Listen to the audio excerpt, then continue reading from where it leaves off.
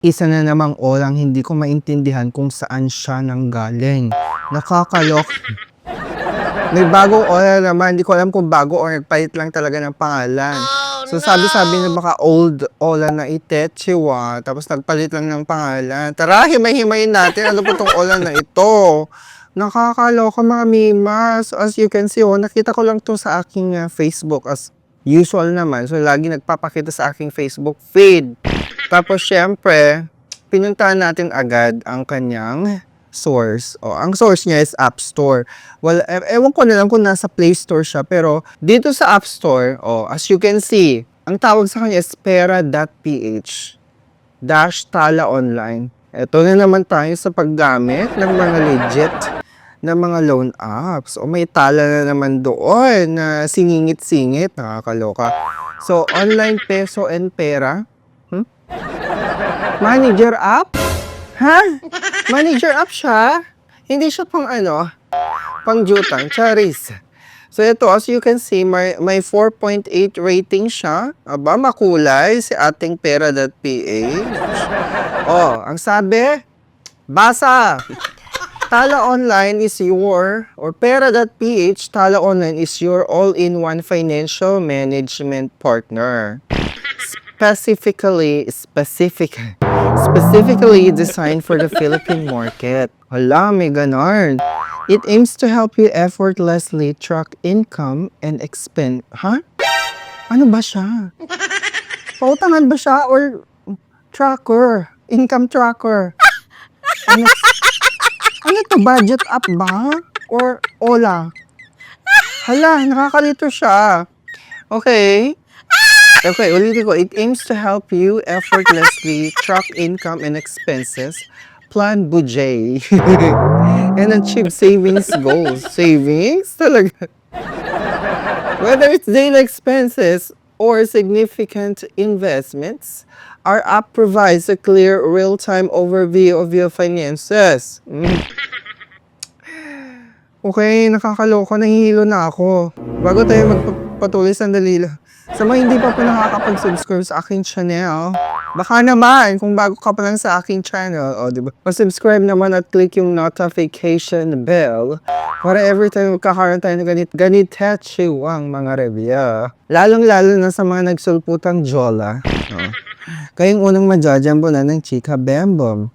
And of course, kung ikaw talaga naman naghahanap ng alternatibong cash loan na po pwede mong jutangan in times of difficulties or emergency, o i-consider mo itong si Cash Express kasi meron siyang 0% interest for the first 7 days, Mima. I-take advantage mo na yung Cash Express na yung 0% interest for the first 7 days. Kung kakailangan mo ng kaperahan for emergency needs, di ba? Pwede i-consider mo itong si Cash Express as an alternative option for you. And of course, huwag kakalimutan basahin ng terms and conditions bago mag-apply. If you're interested, go ahead and click my link below sa description na Itetsuwa.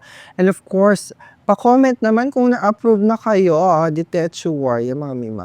Anyways, pagpatuloy natin. Why choose pera.ph? User-friendly interface daw siya. Okay.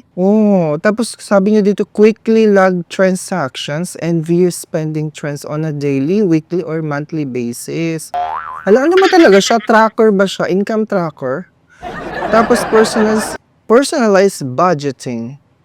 Tapos data security, cross-device syncing. Ano to? Tapos download pera.ph, Tala Online today and start building a stronger financial foundation.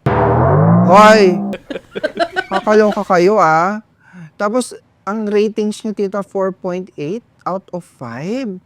Really? Okay, let's see the comments. Okay, waste of time. This is full of scam auto-reject. High interest rates and processing fee does not abide to BSP's policy and regulation with regards to lending. Lending nga siya.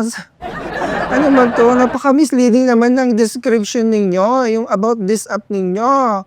Pera.ph. Nawawala na yung boses ko. Nakakaloka. Never download this app. I'm telling you, wag na wag niyong i-download tong app na to. Grabe sila. Grabe sila mangjara, sabi niya. For a 2K loan, they're willing to cross the limits para lang makapagbayad ka. And side note, hindi pa buo yung makukuha nyo. Never download this app. This, sabi dito, the agent is giving asal hayop. Walang pinag-aaral, nakala siguro di babayaran, ginaya niya naman ako, sa kanya baka gawain niya, sabi niya. Nakita ko lang sa Instagram yung ad, sabi niya. Na-download ko pero nung pagka-sign up ko, may details na ako agad. Oh no! Nag-change name lang tong apps na to, madalas kasi ma-remove. Approve new loan ko, aalisin ko review ko dito. Ano, reject ako sa inyo, akala nyo app kayo ang sipag ng developer. Old name niya te, hanapin pera, mabilis loan. Allah, yun yung old name niya. Tapos second name daw niya is pera, mabilis cash loan. Tignan mo, paiba-iba nga talaga sila ng pangalan. Yun nga, translate. Nagmura pa siya. So, ito siya. Ito yung itsura niya, tita, Ha? Pera.ph kanina naging pera is na? Ano to? Paiba-iba yung pangalan. Ano talagang scam? Pera is revolving? Ano to? Akala ko revolving. Resolving your financial issues. Okay. Loanable range, 2,000 to 70,000 pesos. Ang loan term is 120 to 121 days. May isang araw na difference. Di pa ginawang maximum of 121 days. May pa ganun pa siya 120 to 121 days. Kaloka, isang araw lang yung difference. Daily interest daw is 0.07%. Ito yung mga process niya. Prepare materials? Ano to? Magdo-drawing tayo.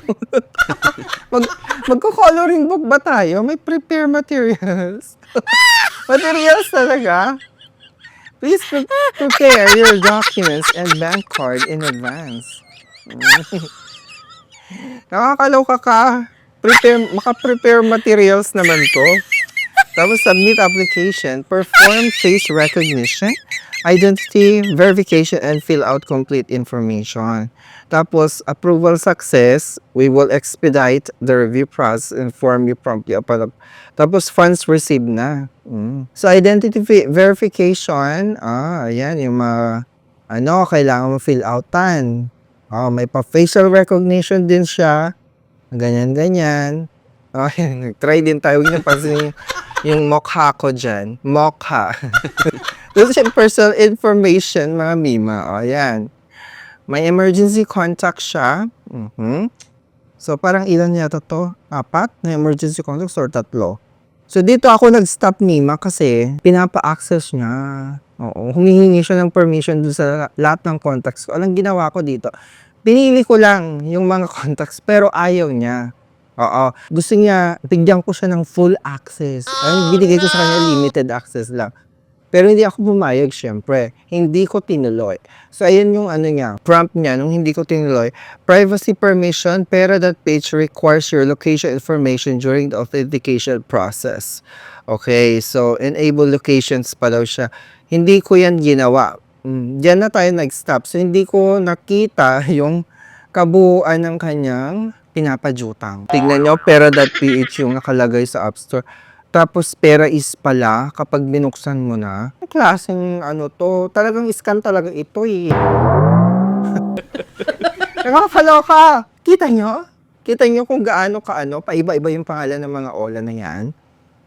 May mga marirade na tapos natanggal na. Tapos magbabago, magkikreate ng bagong pangalan. Obviously, scam talaga siya. So mga mima, huwag kayong magpapabudol sa mga ganitong Ola ha. Again, basahin nyo at kilatisin nyo ng mabuti. Himay-himayin nyo. Yung mga reviews, magbasa kayo, manood kayo mga videos ko para malaman ninyo yung kabuuan ng mga Ola na Itachi Warrior. Anyways, maraming salamat mga Memorya. Don't forget to subscribe sa mga hindi pa nakakapag-subscribe. And of course, pa-follow na rin ang aking TikTok and Facebook account. Para doon tayo maaura ng bonggang-bongga. Maraming salamat. Kakaloka, pera is pera.ph. Ano ba talaga?